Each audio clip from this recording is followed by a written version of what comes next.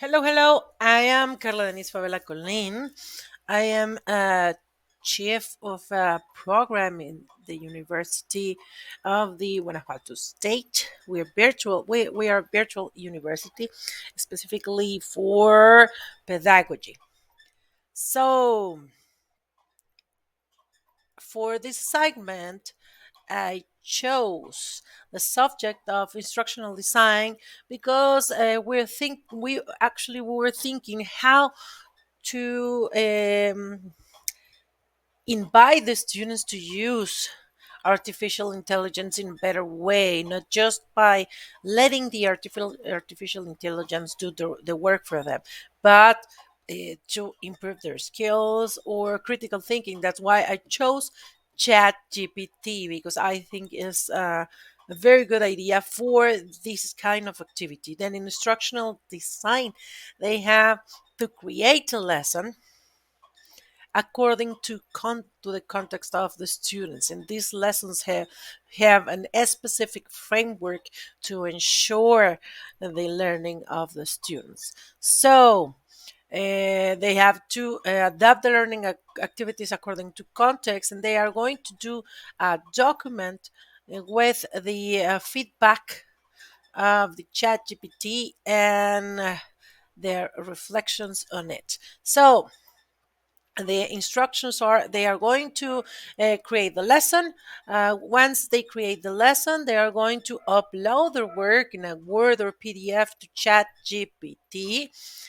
They are going to give instructions to Chat GPT to provide feedback.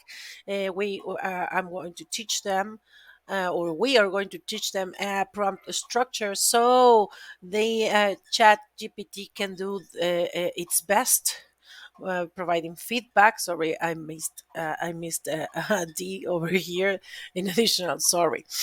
So they can improve the prompt, but they have to include all the prompts in the work so we can see what they are doing, what they are learning, and how they develop this activity. So they create a Word document that shows a comparison between the work they did before, the one they create, and then the one with the feedback. So this is a comparison chart.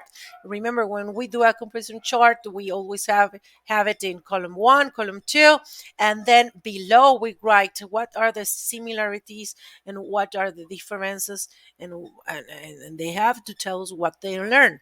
So to tell us what they learn, we are going to give them a prompt question so they can write the reflection of this about pacing, resources, cognitive level of students, age. We want they learn how to adapt lessons to the context of the students. We have seen when they create these models, sometimes they don't know how to adapt even topics, like they are showing very advanced topics for junior high school to elementary school students. So they need to do an analysis in the correct form.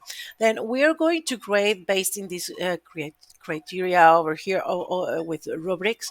I think that is the most suitable uh, for this kind of activity. That the proposal is to check if they understood the strengths, the opportunities, the insights from the feedback, the reflection depth, sorry, and the use of the comparison chart. Then normally rubrics, or not normally, always rubrics tell the students how they have to work, what it is expected from them. Then this is the best idea to evaluate what they are doing. And well, if I were to apply it, I'm not doing it right now, but I want to do it because we are going to that way. I would do it a little bit uh, or with more details. And what are the possible results?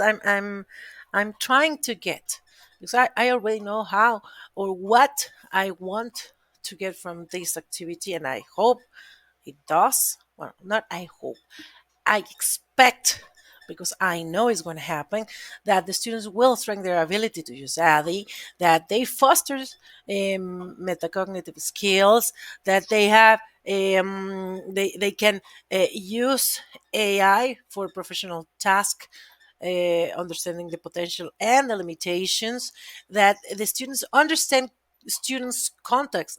This, my students who are who are to become educators understand the students context, and also they learn that feedback is valuable to growth, not just for corrections.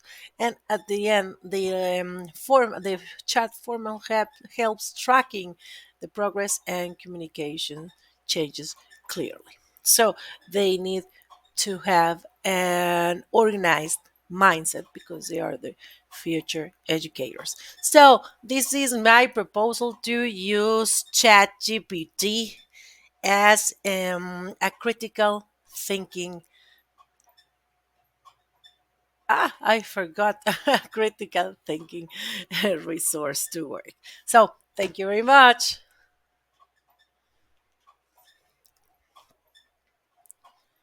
Oh my goodness.